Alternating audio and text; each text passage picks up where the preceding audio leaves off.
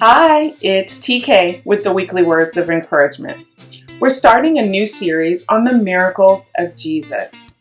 Now, we read about miracles throughout the Hebrew Bible, such as the 10 plagues of Egypt, manna appearing each morning for the Israelites while they were in the wilderness, Elisha raising the Shunammite woman's son from the dead, Naaman's healing from leprosy as he washed himself in the Jordan River, and many others. And we also see the apostles performing miracles in the New Testament. But the focus of our series will be on the miracles Jesus performed, which are recorded in the Gospels of Matthew, Mark, Luke, and John. Let's discuss some general information about miracles before discussing Jesus' first miracle, when he created extraordinary from ordinary. The Merriam-Webster Online Dictionary defines miracle as an extraordinary event manifesting divine intervention in human affairs. Even a secular dictionary recognizes the divine nature of miracles. We can also think of miracles as beyond the ordinary course of nature. In the New Testament, the Gospel writers often use the Greek word semeion for miracle. This word can also mean sign. The miracles of Jesus were a sign pointing to his divinity, to his authority, and to his Father, among other things. Let's discuss a few points about the miracles of Jesus. Jesus' miracles confirmed his identity as the long-awaited Messiah. When John the Baptist had his disciples ask Jesus, "Are you the Messiah we've been expecting?"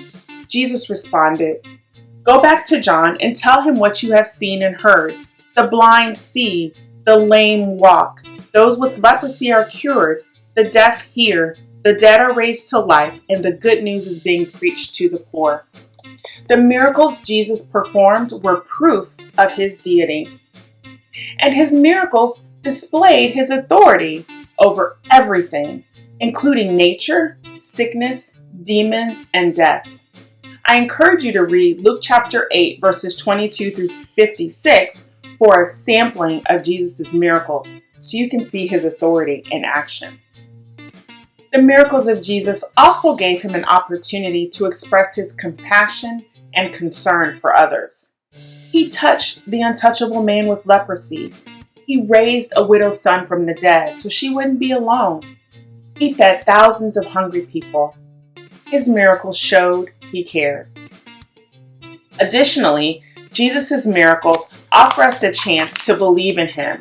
We can put our faith in Jesus because of the miracles he performed. As the Apostle John wrote, "The disciples saw Jesus do many other miraculous signs in addition to the ones recorded in this book.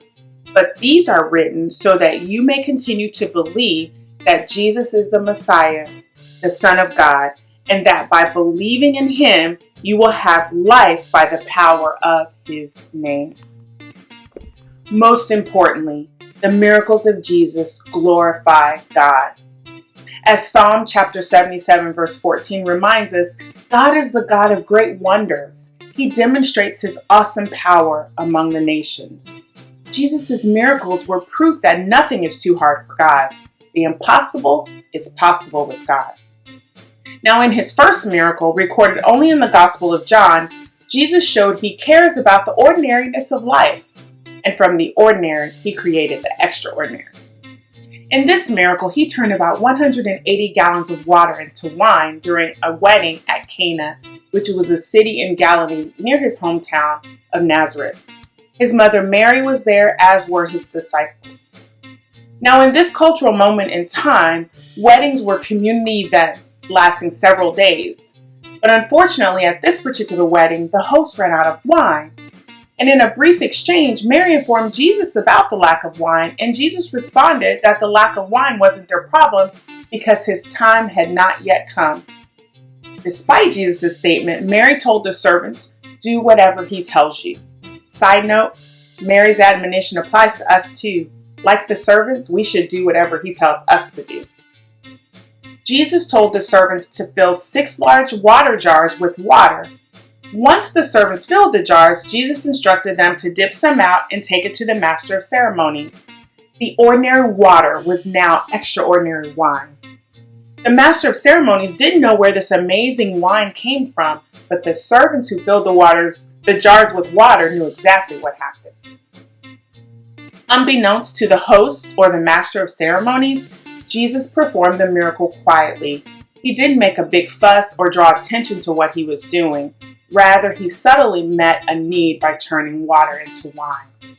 As Charles Spurgeon noted, Jesus didn't proclaim water be turned into wine. Instead, he simply willed that the water become wine, and that's exactly what happened. By doing so, he expressed his divinity and glory. And Dr. Tony Evans in his Bible commentary states, "It was not yet the time to publicly manifest his supernatural activity for all to see. Nevertheless, he solved the dilemma without advertising his identity. Using ordinary servants and ordinary water, Jesus created something extraordinary, a miracle. And this miracle revealed his glory and caused his disciples to believe in him. May the miracles of Jesus also cause us to believe in him." Amen and amen. I pray you were blessed by this devotional, and I look forward to seeing you next time. Bye.